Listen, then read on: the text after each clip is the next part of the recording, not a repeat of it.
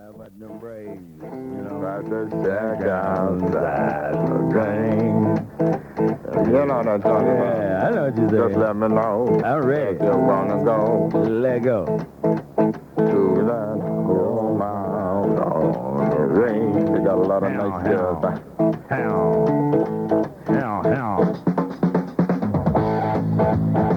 I'm ready. Got a call.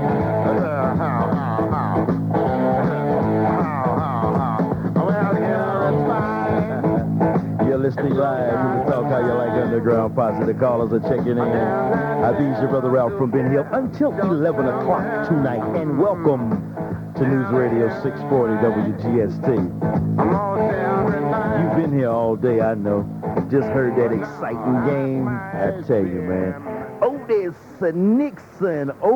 Redding Nixon climbing the wall. I'm serious. If you couldn't see it on your radio, you know, Pete Van Wieren, the way he called it, there's a drive, way back, you know, the typical home run is out of here, the park can't hold it call. And all of a sudden he had to change it. It's like, Otis Nixon climbs the wall. Man, did you see that catch? And 13 straight for Iowa. Notice how we're saying like Iowa instead of the. Iowa, Atlanta Braves, 13 straight. Congratulations. Oh, Bobby Cox is doing a fine job. I tell you, Cincinnati is going down the tubes. Bip, whatever his name is, Bip Roberts or Bip Rogers, the little short sucker, the little skinny dude that's been giving us so much trouble up there at Cincinnati. He's gone. I think he's got some lower back problems. 233-WGST is my telephone number. 1-800-FON. WGST is our long-distance toll-free number. We already have a call on hold, my main friend Gorman in Morningside. But before we go to Gorman, I've got a couple of things that I'd like to talk to you about. I like to kick a few things around with you, you know. If you want to call and talk about them Braves, give me a call, 233-WGST, sellout crowds, you know. I'd say, did you see that catch? But this is what I want to say about this. This is what I want to say. Now, I don't want to put a damper on anything, but I do recall months ago, almost about this time, maybe not quite this time, but about a year ago, a whole lot of these numbskulls were running off at the mouth about Otis Nixon. Running off at the mouth about Otis Nixon and his past cocaine problems. And then talk shows all across the city were talking about role models, and we don't need Otis Nixon. We don't need that boy with a cocaine problem. That's all you heard from those numbskulls. But did you see the people on their feet cheering the catch and the man? Yeah, I wonder where those numbskulls were tonight. Somewhere up under a log, somewhere, I guess. 13 straight franchise record, outstanding catch, most excellent catch by Otis Redding Nixon. And them numbskulls and all of that yabber. And Neil Boyce was one of them. We don't need Otis Nixon. We don't need him. He's got a drug problem. Yeah, right. Numbskulls. Talking about role models, you know.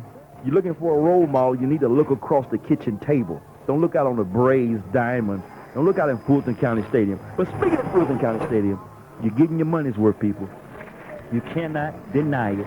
You get it, your money's worth when you go to Atlanta Fulton County Stadium. Those same crybaby numbskulls who were crying about, we don't need all this Nixon. That boy's got a drug problem.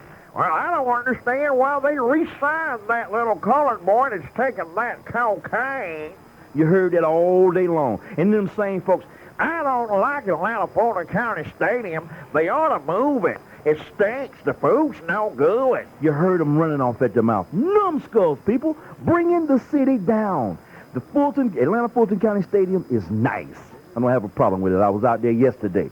In and out of the stadium, almost every game this year. No problems. Even during the so-called, that's why I say the so-called riots, the coolest place in town was Atlanta Fulton County Stadium.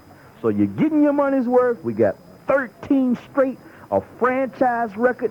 Dave Justice knocked the ball out the park. One hit. We had one hit tonight and won the game, you know. Dick Midtown, you're on News Radio 640 WGST. Hey, Hey. my father called from Cape Ann, Massachusetts, right after that catch was made. Did he see it on like TBS up in Massachusetts? Well, he saw it on television. Yeah. And I don't have a television. Oh, okay. And he told me that was the greatest catch he has seen since Willie Mays. You know, you took the words right out of my mouth, Dick. I have seen some catches, and right out there at Fulton County Stadium, old Willie used to have a over-the-shoulder basket catch where he would leave his glove around his navel and just let the ball come in over his shoulder and drop in the glove, and he'd showboat like that. But Otis actually was running about 150 miles per hour, Dick. I'm serious. He was looking at the ball. He didn't even look at the wall. He was running 150 miles an hour, did not look at the wall, ran 150 miles an hour, and I guess his Jedi Knight sense started tingling, you know, and he took his left foot and stuck it in the wall and just whoop, went up like Luke Skywalker. And his glove, I mean, he's got like about a 6-foot glove anyway. He just stuck that big mitt up in there and came down with that ball, man. The place went berserk. You didn't hear none of them numbskulls out there cheering. It was the real people enjoying themselves at Atlanta Fulton County Stadium. Well, I'll tell you what, Dad is dying of cancer, and it takes some things to provoke. Yeah, to make him call. And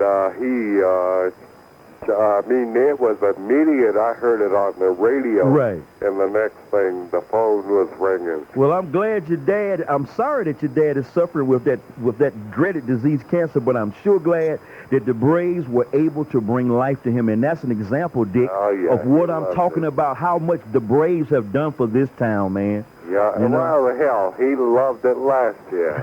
I did too. The Braves are from Boston. Right, originally. And your dad probably remembers when they were in Boston. Hell, Dad was a Boston Braves fan. Bless his soul. Okay. Well, you tell him, hey, Dick, you tell him to hang on in there, man. If you get a chance, you ought to send him a copy of the night show where we're talking about him and things. Okay. All right, peace, Dick. We're going to talk about the Braves. Let's go to Buster on the car phone. You're on News Radio 640 WGST. Buster. Hi, this is Esher. Okay, I thought it was Buster. How you living? Good. We just came from the game. Wasn't it exciting? Yeah, I jumped up. Oh, did you see it? Yeah, it was great. Let me ask you this: Did they show it again on the screen out there in center field? Yeah, over. Oh, all right. I tell you, and I heard the people just kept on doing it. Yeah. They kept chopping and tomahawking all night long, even after the play was over with. Did you have fun tonight? It was great. Was this your first Braves game? No, I've been there a few times. Man, you should have seen me yesterday. I was out in front of Fulton County Stadium. I have to go out there whenever a new team comes to town, and I'll be back out there Monday. You ought to ask your folks to bring you back Monday. But I had 2 cases of baseball bats. I had some helmets and some pennants and some cups and some other souvenirs that Nancy Zentak had rounded up for me. And I was passing them out, and the people mobbed me. I could have, I gave away all those bats, hats, mugs in about 10 seconds. And do you know some of the folks turned around and sold them? Hey, glad you called. Yeah, they sold them. Hey, glad you called, and I hope you get home safely, okay? Okay, thanks. And thank you for listening. Bye. Bye now. Good family. All right. Gorman in Morningside. You're on News Radio 640 WGST. Hey, man, I don't want to change gears, but every time, I try and call in, busy signals. Hey, dude, I can understand it. You're the hottest ticket. No, not quite. I think the Braves are the hottest ticket in this town, man. You're sold out every night. Thank you for the compliment. Hey, I like it. Look, there's been some things, you hear in the news all the time. Just some things bother me. I've got 2 examples of just such of double standards, Okay. About how people, All right, number one, I heard the UN or Bush and some of his people saying that they have to take care of Saddam by any means necessary. Oh, okay. Does that sound familiar to you anywhere else? Quite familiar, as a matter of fact. All right, so it's okay for them to, by any means necessary, okay?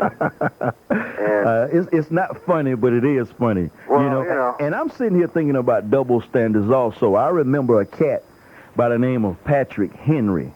And I remember a cat by the name of George Washington. That's right. Who said, I think Patrick was the one that said, give me liberty or give me death. Yeah. Because he was catching hell from the British, the big old British Empire. with all of its tenants stretched all around the world. The British Empire was so big, you talk about a double standard. They were so big, they said the sun would never set on the British Empire. But little bitty Patrick Henry and little bitty George Washington, you know, in their little 13 colonies said, give me liberty or give me death, because they were tired of being oppressed and tired of catching hell. But here we are, some of my people catching more hell than Patrick Henry ever caught. Yep. Now I got a second example. And if I say give me liberty or give me death, this is my last show. That's a revolution. I'm serious. But ain't nothing nonviolent about old George. Wasn't nothing nonviolent about old Patrick. And while we're speaking of the forefathers, your forefathers, not mine, there's one dude that kept telling everybody the police was coming. What was his name? He used to make silver cups and things. Oh, Revere. Yeah, the police are coming. The police is coming. He's kind of like y'all's version of Ice-T. Yeah. Hey, well, and but so Bush wants to go. Bush wants to. All that tea out was not looting. Right, that's what it was. Hey, well, you know, it's different. You know, when it's tea or color TV, you know, there's a big difference. You're talking about double standards, man. America is full of double standards, man. All right, here's my other example. All right. Like it. You remember years back, Reagan was getting ready to do his weekly radio. Yeah. He was doing a mic check. Yeah. And he started saying that we will begin bombing. Right. That's what he said. No one took that seriously. It was more of a metaphor, right? Right. What's his Sister Soldier? Kind of a metaphor. Oh, man. Funny you should mention Sister Soldier. I had a little piece here on her. But, you know, Ice-T made a good point. And I'm going to give him credit for the Paul Revere point that I made earlier. He spoke on Paul Revere when he was on Arsenio's show. But Sister Soldier and this double standard, you're absolutely correct. You know, there's a school in Alabama called Alabama A&M University. I've heard it. It used to be called Alabama A&M Institute, Agricultural and Mechanical. It's a colored school, or black school, historically black, predominantly black college in Alabama. But anyhow, they're black, and they had refused to let Sister Soldier speak on the campus. What? Now they reversed that. They reversed their decision. But I remember when I was in school, we were always in search of the avant-garde. We were always looking for the person on the cutting edge, and it appears the Sister Soldier is on the cutting edge. I went to school at the University of Wisconsin, and it has its history of the 60s. Right. They sought out some dudes. I remember Farrakhan came to campus. He was a smash. Oh, he's great. He's a great They speaker. loved him. Man, I was the minister. Like 80% Right. white students. Well, that's what I'm saying. I was Minister of Social and Cultural Affairs. That was a title that they made up for me. I was a freshman, but I used to know how to, you know, hook folks up. And I got Stokely Carmichael. My freshman year, we had speakers like Stokely Carmichael, H. Rap Brown. We had Muhammad Ali. We had entertainers like the Last Poets, the Intruders, Hugh Masekela, and that was like revolutionary then. Hugh Masekela, he was from like South Africa, and we had South African entertainment. But now this school, Alabama A&M, is scared to have one of their own. Yeah. Because she's so controversial, and they don't want her on her campus. They don't want her on their campus. And she's speaking to the young people, and really, that's who the young people are listening to. The young rappers and things. But I appreciate you bringing the situation of the double standards to our attention tonight. You mentioned Carmichael. He used to write with a guy named Charles V. Hamilton. I read the book, Black Power. The Liberation, Politics of Liberation. The Politics of Liberation, Black Power. More people ought to read that. Heck of a book. I never will forget. I wrote a linear note in the margin or on the back cover. In those days, when I was coming up, when that book came out, it was always popular to walk around with the latest paperback tucked under your arm, you know, as if to say, yeah, this is where my head's at. And I was reading the latest copy, and that was like black nationalism. And I remember H. Rap Brown, who is now Jamil El-Amin, was on a hunger strike in the penitentiary. And he had vowed to just go and kill himself by starvation. And I wrote a nice little note to H. Rap in the linear margin of that book. And one of my friends picked up the book and took it to class over there at Clark, Atlanta University. And the teacher saw it and taught a whole lesson based on the book and the commitment of the young people. And I remember when we're talking about double standards, I remember in those days, it was not cool to be black. It was not cool to follow Malcolm X. It was not cool to be revolutionary. Now all of a sudden you see old folks with Malcolm X hats on, you know. And now the young folks, the old folks are saying, the same folks who wasn't cool when Malcolm was out and alive are saying it's not cool to get into Sister Soldier. She's too revolutionary. Hey, man, all things in due time. Can I recite something real quick and see if you can pick who wrote this? Sure. Okay, and I think he's reversed his position, but here it goes. I love you because you're white, not because you're charming or bright. Your whiteness is a silky thread snaking through my thoughts in red-hot patterns of lust and desire. I hate you because you're white. Your white meat is nightmare food. White is the skin of evil. You're my Moby Dick. White witch, symbol of the rope and hanging tree, of the burning cross, loving you thus and hating you so. My heart is torn in two, crucified. James Baldwin? Eldridge Cleaver. Eldridge! Oh, man, he's out of his mind now. Yeah, I know, man. Well, that's good there. He had, what's the name of his book? Soul on Ice. Soul on Ice, yeah. Soul on Ice. Boy, those were the times, man. You have taken me back. How old are you, Gorman? 26. Oh, man. My father's hip. I just want to say, I just getting ready to say, man, I'm almost twice your age. Those were the days. Hey, appreciate your call, man. All right. All right, good call. 233-WGST is the number, 1-800-FON-WGST. Speaking of double standards, and I like that, Gorman. I think I'll stick with that particular topic all the way through. I can segue into almost any type of conversation with that double standard setup. But speaking of double standards, for the 5th straight day in a row, we're hearing about the troubles of Maynard Holbrook Jackson III, Buzzy Jackson. Now, when you talk about double standards, here's my contention. This is the Ralph from Ben Hill litmus test. Turn it around. If the mayor were white, ergo his son was white, would we have 5 straight negative articles about this man's personal life? The answer is no. Whatever happened to Ivan Allen III? It's been swept so far under the rug, they couldn't find it with one of them duck-sucking machines Neil Boyce is always talking about. You're always hearing about Buzzy III, but you don't hear nothing about Ivan Allen III, who allegedly committed suicide.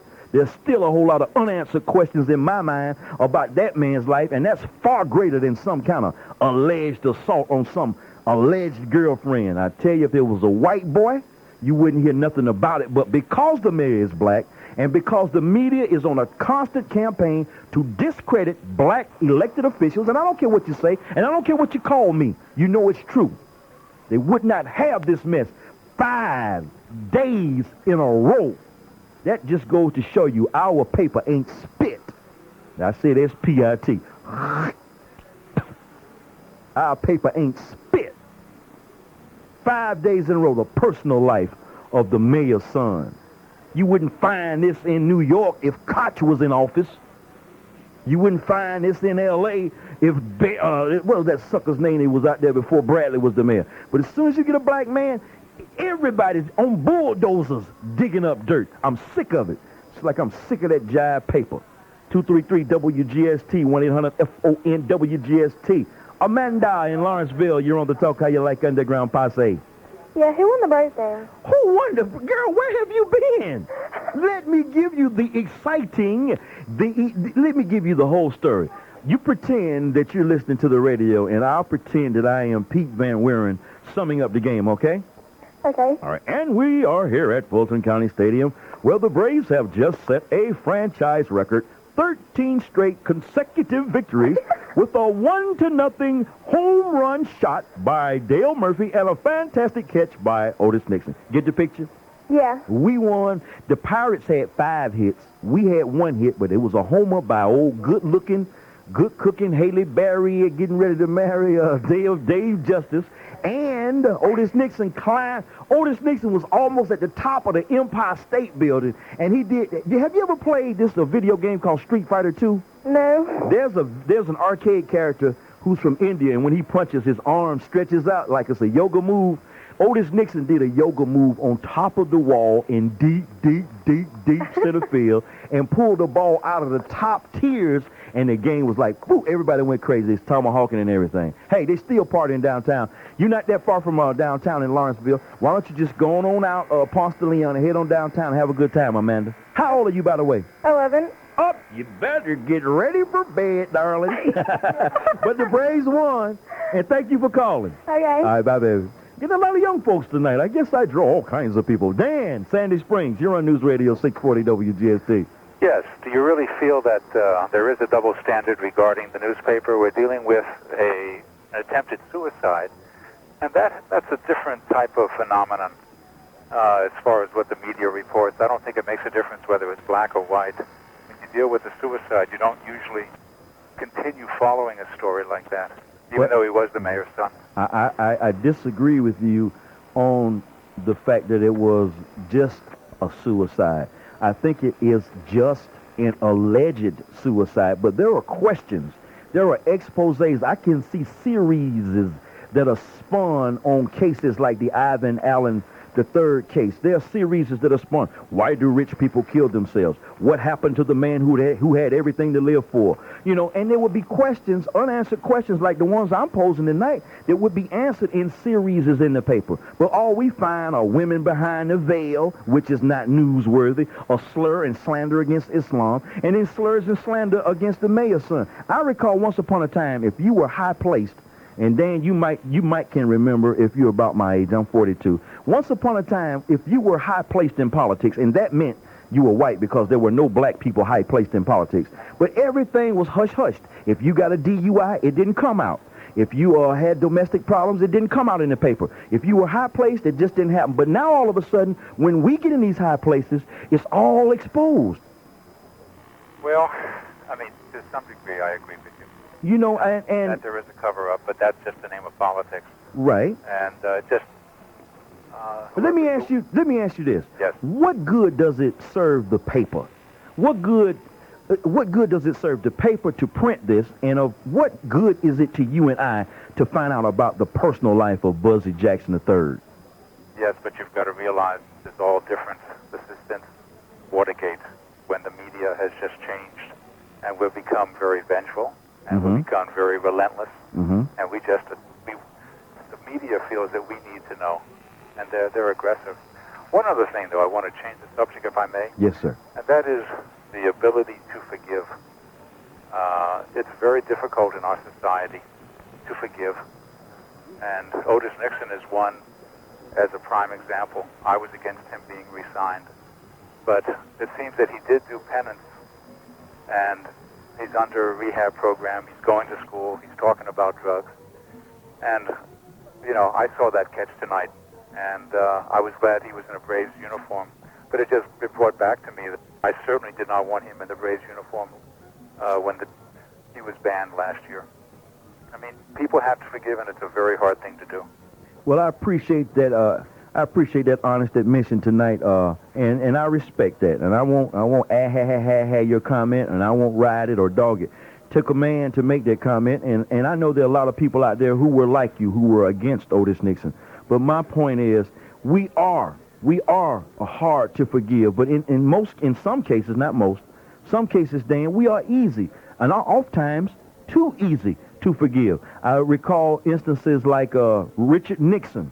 It was like, 1967 that, it was 1960 when Vice President Nixon was nominated for the president of the Republican Party at the National Convention in Chicago. And then past that, he did the Watergate thing, and now he's like retired and he's living in splendor, where he should be in shame for the job that he did. And I look at people like Ollie North, who are running around here, who were actually, I would classify Ollie North as a spy. I would classify him as a person who committed treason against the government, but yet we have forgiven him. And Pete Rose, Elvis Presley. I look at so many of the so-called heroes, they get that quick forgiveness, but when it was Otis Nixon's turn to get the mercy of the country, I mean, people were on him so hard, man, it made me mad. But you have to realize that history is the one who really determines forgiveness. Good point. I mean, Richard Nixon absolutely has not been forgiven. Okay. I mean, he still is an elder statesman, but history will make him out to be just a very corrupt politician, and a lot of the good things that he did will be overshadowed. And Pete Rose is still up in the air. History may determine, he'll never get in or he will. But listen, fame, you pay a price for your fame. True. And there's a definite double standard for those who are famous. Hey, good comments from you, Dan. Listen, have a good one. You too, Doctor. Good comments out there in Sandy Springs. Appreciate you checking in. Soft-spoken, but cool. Bill on the car phone. You're talking to Ralph from Ben Hill. Hey, Ralph, who cares about Richard Nixon? It's Otis Nixon's night. Right. Man, I got to make a comment. You're talking about the mayor's son getting, and then Ivan Allen being a white guy and not getting the same treatment. Then when you do the replay of the Braves, you give the home run to Dale Murphy, a white guy, and like you forget Dave Justice, the black guy who hit the home run. Did I say Dale Murphy? You said Dale Murphy, man. I said Dale Murphy. That has pervaded into your show. Did I say Dale? You said Dale Murphy. I'm telling you, who is Dale Murphy? Oh, my Who is engineer. he? Oh, man. My engineer, Michael Heller, said I said Dale Murphy. You said Dale Murphy, right? Oh, man. I'm telling you, it's Dale Double Murphy standard. hit the home run. I'm in the game. Oh, man. Oh, man, you got to control yourself. And I'm now. sober, And man. stop You know. putting that double kind of standard on. Bill, thank you, man. All right. Bye. Yeah, Ralph, we Okay. love your show. All right, thank you, dude. Bye. Bye. Oh, man. Did I say it? Why didn't you jump in? Oh, man.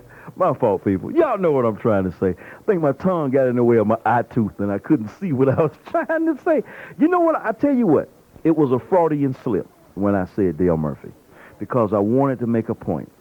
And I'll make that point after I talk to Terry in Auburn, Georgia. Terry, you're on News Radio 640 WGST. Who won Cincinnati game? The score in the Cincinnati game, and I have it right here on the Ralph from Ben Hill Sports Update here. The score in the Cincinnati game, currently in the top of the 5th inning, Cincinnati 5, St. Louis 1. Crawley. Hey, we can't get away from these Red Legs, man. We can't get away from them. But hopefully, this is just the top of the 5th, and they've had some injuries. I understand that Bip Rogers, whatever the sucker's name is, he went out. And St. Louis, did you see the Braves game that we almost lost? We were leading them suckers like 6-0, and they came back and it was 7-6. St. Louis has a habit of coming back, man. Let's cross our fingers and tomahawk chop to the east or to the west, and hope that they come back on Cincinnati tonight, all right? Yeah, All right, hey, where's Auburn, Georgia, anyway, there, guy? in Barrow County. Barrow County. Yeah. Let me get my mind right. Barrow County, that's North Georgia. Next to Gwinnett County. It's next to Gwinnett. Next to Gwinnett. Okay, I don't know nothing about nothing past the Lindbergh Motor Station. Hey, thank you very much. Thank you very much, there. Hey, can I tell you a joke? If it's clean, It's clean. is it clean? It's clean. Is it racial? No. All right, run it. Okay. All right, run it. Why'd they put Otis Nixon in center field? Oh, why did they put Otis Nixon in center field? Wait a minute. Let me think. Wait, I'm going to let you say it. Well, let me think. Why did they put Otis Nixon in center field?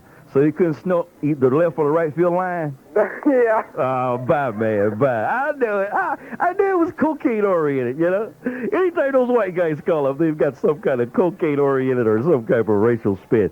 233-WGST is the number. We got a couple of lines open here. I'm going until 11 o'clock. Going to take one break. Very rarely do we break on Saturdays.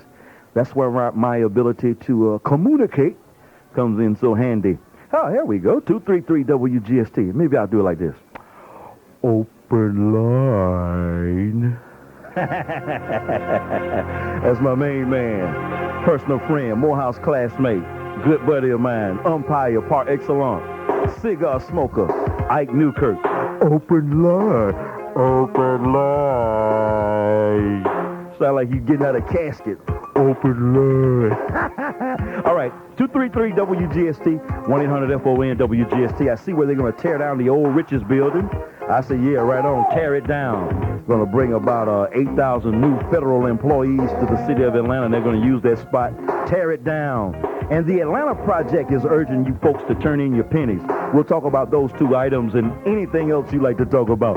Open line. 233-WGST, 1-800-FON-WGST.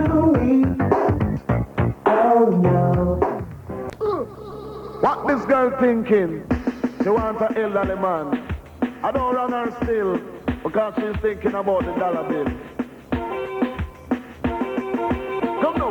I'm in love with a man nearly twice my age. Yeah. Don't know what it is, but it's a hit for my youthful days. As I go my way, I don't care what people say. I'm in love with a man nearly half my age. Come now. 233-WGST, 1-800-FON-WGST, Atlanta Project, the Atlanta Project, the one that my main man, ex-President Jimmy Carter, is putting together, this beautiful civic effort. It's going to get down as soon as they can raise some money. They're asking you folks to save up your pennies. Look under the sofa, look in between the cushions and jars and piggy banks, check all the old drawers and your usual stashes around the place. I went over my room with a fine tooth comb today, washed all of my clothes, and cleaned up and waxed the floor, you know, anticipating some company. But anyhow, must have found $100 in pennies. You know how you come home and you got a pocket full of pennies? Put a jar or something by the bed, a bowl or a cup or a straw basket, something that looks nice. And just when you empty your change out, boom. You know, I got a beeper, and I'm always going to payphone, so I like to keep change in my pockets, but I don't like a bunch of pennies. I like to reach in and just get a quarter. And I'm going to give all of my pennies. Coming up on August the 7th, it's called Pennies from Heaven, the Atlanta Project. My main man, Jimmy Carter, Neil Shorthouse, and a lot of other folks who are doing so much for young people in the community in general. They're going to get together at the Fulton County Stadium, Atlanta Fulton County Stadium, doing the Braves-Dodgers game with a big celebration. That's going to be like the kickoff. And you can also take your pennies to the Wachovia Bank, but don't take them now. Wait until August the 7th, or about a week from now, and just go on in there with those pennies and things. It's for a worthy cause. It's called Pennies from Heaven. It's a campaign to raise some money for the Atlanta Project. And as I mentioned before the break, Riches, our old tree, the old tree holder. I guess that's what it's been reduced to. The old Christmas tree holder downtown, old Riches, with his history, his illustrious history of ladies in white gloves in the Magnolia Room and black people guessing what size clothes they were wearing because they couldn't try them on in Riches. But I tell you, all of that changed, and Riches has a beautiful memory in our hearts and in our minds. But the General Services Administration is going to try to locate about 8,000 employees to a site right there where the Riches building is holding up. And my folks over there at Prentice Properties are going to be developing. Those are the same folks that did the IBM Tower. They're going to be developing this new $260 million project. At first I was saying, wait a minute, send them out to the Sears building, or wait a minute, don't tear it down. But hey, I say tear it down. That means more jobs. That means life above and underground. You know, I'm serious. And that's what we need down in the big 5 Points area. Looks like little 5 Points is more active than big 5 Points. You know, and when they tear Riches down, there's only one thing I want off the building. They have a beautiful star and crescent. I think they have two of them in a stone facade on the corner of Alabama and Broad Street. I like to have a clock. I remember as a teenager, you know, all of the young ladies and boyfriends and girlfriends and things used to meet downtown under the clock at Riches.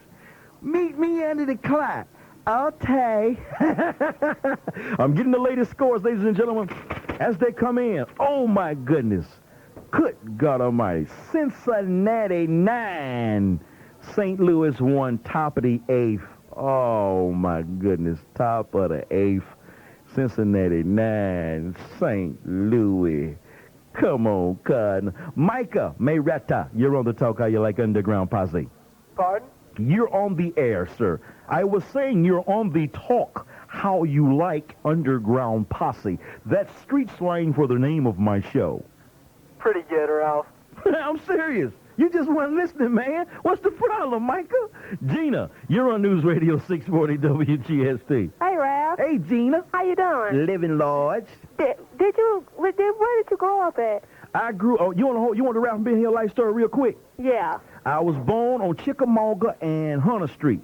You know what that is? No. Chickamauga and Martin Luther King at the old McClendon Clinic, McClendon Hospital, the colored hospital. Oh, see, I thought you said one day you said you grew up. I'm gonna tell you. In Adamsville.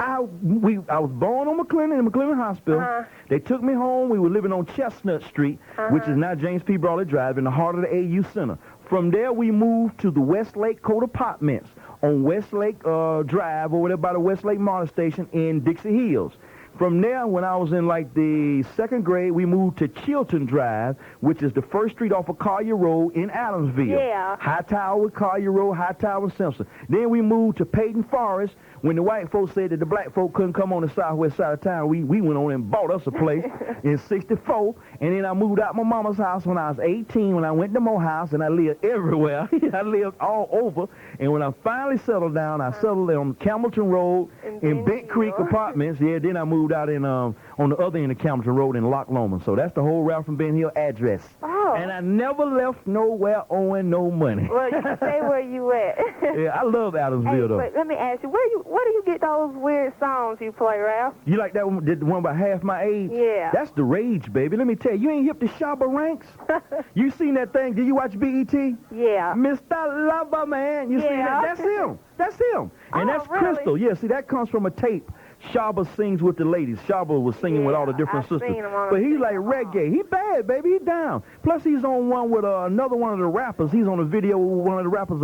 I know who it is, Maxie Priest. And I just want to be close to you. I just want to be close to you. Whatever. I can't say. But Shaba is bad, baby. You seen the video when he talking about Mr. Lover, man? Yeah, I seen him on Senior House. Yeah, he bad. That's why I get all this weird stuff from. Oh, okay. Now, if I was working at V103 or if I was working at a rock station, I'd be playing. As a matter of fact, you know what? I bought Jodeci today. Really? Yeah, come and talk to me. Yeah. All I wanna say. Yeah, I got that. And I got the Whiners. I'm a whining freak. You like the Whiners? Yeah. Well, I got Addicted to Love, and I love that one. And I got the CD, Addicted to Love. I have the regular brothers, too, who sing together. Yeah, all the big ones. I got that. Yeah, I got that. I got the old and the ones. mother and father of them sing. Really? But let me tell you this, and I know you got to go. No. You going to church tomorrow? Huh? You going to church tomorrow?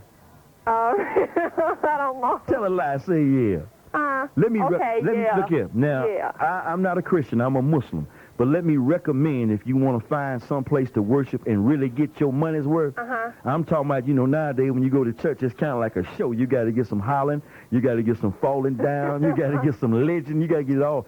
You need to go on the corner of Memorial Drive and Candler Road. They got a choir in St. Phillip AME Church, and the way the sister be doing the choir, she be like, most choirs, and I hate to say this, but most choirs in black churches have sissies as the director. You know what I mean? You done seen them up there doing all in their hands. on table. Please stand up, and when you sing loud. But hey, they got a sister, and she ain't no sissy. She's a real woman.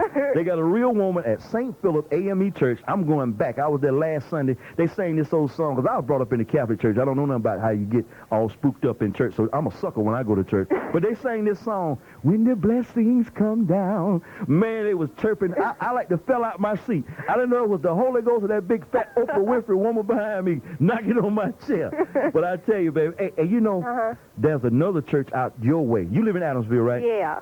My main man went to high school with me. Went to Southwest High School. He got that long, pretty hair, but it ain't no chemicals in his hair. He got his hair right. His name is Gregory Sutton, and his church is right there on the corner of Collier Road and Fairburn Road. It's Jackson Memorial Baptist. And he one of them kind of preachers that be... Yeah, Jackson Memorial, but, Jackson Memorial just built a new church. Yeah, that's his, right there on the corner. Straight across the street from Harper High. Yeah, I go to that school. Harper, H-O-O-P-E-R, Harper High. All right, darling. I remember when they built Harper. I'm going to tell you this story. I'm going to get you out of here. I was in the 8th grade right across the street before they even had the expressway in between Harper High and St. Paul. And I know that's hard for you to imagine with your little young, fine, pretty self. But once upon a time, there was not even an expressway out there in between between Harper High and St. Paul. And I was a little boy. Never forget, in the 8th grade, and we had to go to Catholic school up until the 8th grade. And I said, well, when I get to the 10th grade, 9th grade, I'm going to Harper. My cousin was the first Miss Harper. Her name Jane Smith. Really? And my other cousin, Harvey B., who is now a Muslim, Kareem, he was like student government. And he was real popular, so I would have had it made. And I used to sit there and I'd be drumming on my desk. The Harper High band would be out there doing their little drum time. Doom, doom, doom. Do you remember teaching that, Coach Chandler? Yeah. Yeah. What you saying, girl? Yeah. I know the whole Harper High history. Anyhow, make a long story short, my daddy threw me over there with them white folks at Southwest. And the rest is history. Was it tough back then? Harper High was bad. Let me tell you what Harper High did one time. They turned out, in those days, the black people couldn't play football but in 2 places. Herndon Stadium, or I think, Herndon Stadium and Cheney Stadium. Yeah, Cheney. Now, then they started letting black people go to Grady Stadium later after we started raising hell. But anyhow, Harper High got off the bus, and they had about 5 buses. Harper High was the first band. They were like the Marching Trojans. They were the first band to have 100. And they had all them little light-skinned majorettes, them little fine light-skinned majorettes. And in them days, the brothers was into them little high yellow girls. And when they was coming out there, they was doing that the death march like Florida A&M does, Dun, dun, dun, dun, dun, dun, dun, raising up 1 foot at a time real slow. Man, they turned Herndon Stadium out. They had a bad band, but Washington High, with their crazy self, they rocked Harper High after the game. Really? They couldn't even get out to the bus. It was like it was raining bricks and alley biscuits and things, Washington always in Christmas parades, anyway. Yeah, right. Washington High always got a bunch of elementary school kids in their band, too. And everybody... Change the subject real quick. And everybody... Well, before you go, let me slam Washington High. Everybody in Washington High band used to always be drunk. But go ahead. What do you think about the Braves today? I love it. The Braves are the best thing. The Braves are doing Maynard Jackson's job. They He over there in Barcelona. He's supposed to be over here. He over there watching them fine sisters. You see them sisters they gonna have running in them events over there in Barcelona. I can't wait. I got that three-way Olympic thing coming in on my TV. So when Jackie Joyner Kersey and Evelyn Ashford and all them other stars get out there and start running, and I'm serious, man. He's going to be surprised when he come back and find out his son in trouble again. Yeah, right. Well, you think if Justice had to hit that home run, you think we would go into 10 innings? Oh, yeah, no question. I mean, it's like, it would have been 0-0. Yeah. You know? Who you think was the best, David Justice or Dale Murphy? David Justice. I'm a David Justice fan. All right, what grade you in, Hop? I got to go. I got some more folks. 10th grade? Yeah. And what you gonna be when you get out of high school? I want to be a cosmetologist and... Oh, Lord. And... Toenails, fingernails. No, I want to sell real estate. Well, there you go. Don't say it. Say you want to sell real estate and be a cosmetologist. And be a cosmetologist. You know they got a big Bronner Brothers show coming in town. They just started cosmetology this year, so they're going to start... In school? In high school? Uh-huh. Lord have mercy. Well, at least that gives you an opportunity to make some money. Yeah. There's a fingernail place out there in Greenbrier that stays packed. Yeah. You can't even get in the place with a shoehorn. And it's all white folks in there. It's all white men doing the fingernails. And Chinese, right. Chinamans and things. Hey, darling, nice talking with you. Bye-bye. Please call me once a week. Okay. I'll make it a habit. Make it a habit. All right, then. You're a good caller. Thank you. Bye. Harper High girl. Well, I would have killed somebody for a fine little Harper High girl about 50 years ago.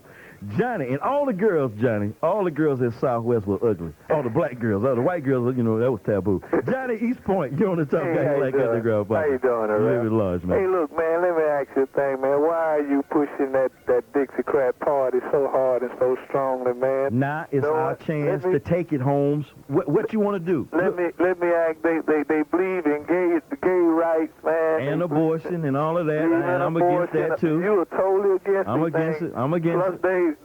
Plus, do you agree that it's between the fox and the wolf? Yeah, but do you agree? You want us to take the wolf? Hey, I don't want to get eaten. Period. I know they both canines. They both dogs. Okay, They'll bite.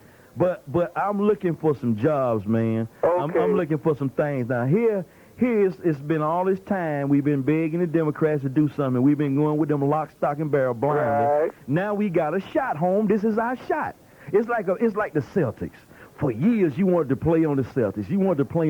Oh, if I could just start with the Celtics. Now, all of a sudden, you get your shot, but the Celtics is sorry. You say, well, I want to play with the Bulls, Go on, play with the Celtics and make them a better team. I'm going to play with the Democrats and make them a better team. I can work with them white boys, Clinton and Gore. I like them white boys. Okay. I've been behind Clinton from the first day when the field was crowded. I was behind with my main man, Clinton. Once he got over the hump, with them Republicans bringing up that mess on that other woman that he used to deal with, and quietly through the crack, I heard that really Clinton really liked some sisters. That's what I heard. He liked black women. Hey, I'm gonna be honest with you. I got it from the horse's mouth that he down with the sisters. But hey, either way, I can work with that white boy. I have been on construction jobs where you have had some sorry men, black and white, and you get out there and say, "Get a hold of that 2x4 there, boy." And I've been on the other end of a 2x4 with some rednecks from Beaufort, Georgia. Right. Them some good boys, man. And these dudes, Clinton and Gore, no matter how fancy the schools where they went to and their upbringing, when they get down to rolling up their sleeve, and sitting down and taking care of some business, I work with them. I'd rather work with them than 1,000 points of bushes and 1,000 quails in the bush. You know what I mean? I went with you, man, on Lewis, man. Hey, we got tried. blew out. We got blew out, but we won on so many others. Paul Howard won. Okay, He is the new solicitor. That was my main man now, if you recall. All right. And I was doing Mabel as like a protest, but I still like Mabel, and I stand behind my vote. I went with you. But look, it broke my heart. My little boy came into the room. I had swallowed about 4 glasses of water, back to back, and I get kind of dizzy when I drink water back to back. He said, Dad, Mabel Thomas losing. I said, shut up and go back in there and play that Super Nintendo. But no, man, she fought a valiant battle. She gave up a safe seat in the House. But she made the point, and I bet you John will be better for that race. He'll be better. I bet you won't write no more bad checks. Yeah, well, we got our eyes on him. You know that. There you go. Hey, gotta go. Okay. Thank you, Johnny. Appreciate your call, Doctor. Phillip, you're on News Radio 640 WGST in Hog Mountain. Where's Hog Mountain, man? It's outside of it's close to Lawrenceville. Lawrenceville. So what's on your mind there, Phil? I was wondering what you think about that baby Hardwick. Man, I've been talking about that all week, Phillip, and it's a sad, sad, sad story. First of all, I feel for the family, and I feel for the child more than the family, but as a result of that child's disappearance, and I fear that the child is dead. As a result of the child's disappearance, the family has completely broken down, that particular family, and all kind of erroneous reports been coming in, man. They've been digging up the boy's yard, and he reported 2 different bridges, and his boss got one story, and the police got another story. It's just all ugly. And as I stand back and examine the situation, Phillip, and I look at it as a father. What I would do if my daughter or my son was missing. I'd be on TV crying, help me, find my children. I need my children. But this dude is like real cool. Well, last thing I see, she's in the car. She's in the car. You know, all cool and stuff, you know, with tattoos and cigarettes. I would be frantic. I'm judging him from my father's perspective. And also, I'm looking at it, Phillip, and I want you to bear with me. Yeah. I'm looking at it from a black perspective. Because if this kind of thing happens in our community, we go to jail for stuff like this. And there's a lot of black men in jail because baby's missing. You know what I'm saying? And when your baby come up missing, and it's like this, and the police is talking about, well, we're going to take a break this weekend. Hey, lock that sucker up, go and have a trial, and clear him once and for all. You see what I'm saying? Yeah, instead of letting this stay. Well, don't throw the key away. Get a boy justice at least. You know, he can go to jail, pay the bail, and just set a trial date. And let this thing run its course. Let people present the evidence.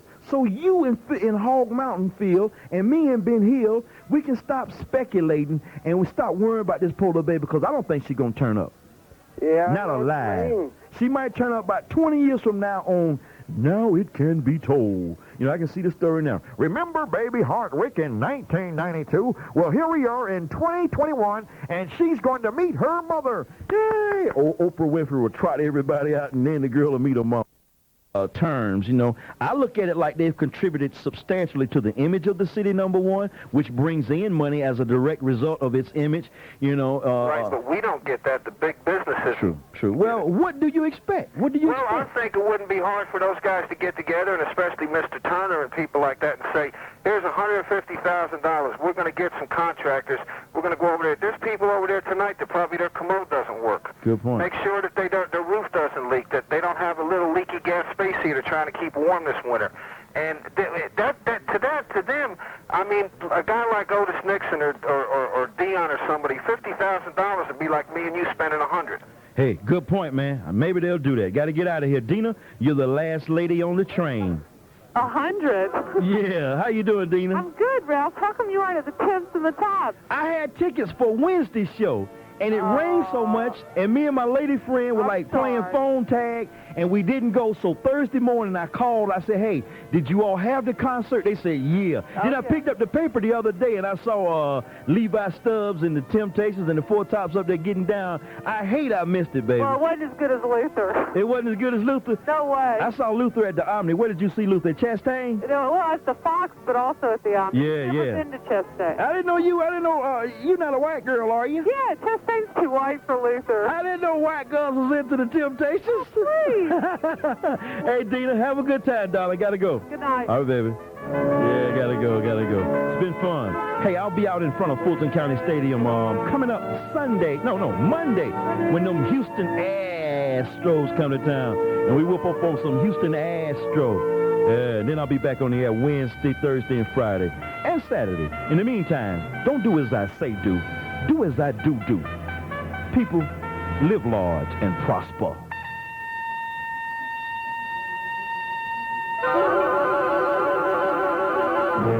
Let's get out of here. Swung, ground ball to third. They go to second. Out there to first. Braves win! Braves win! 640 WGST, home of the Braves.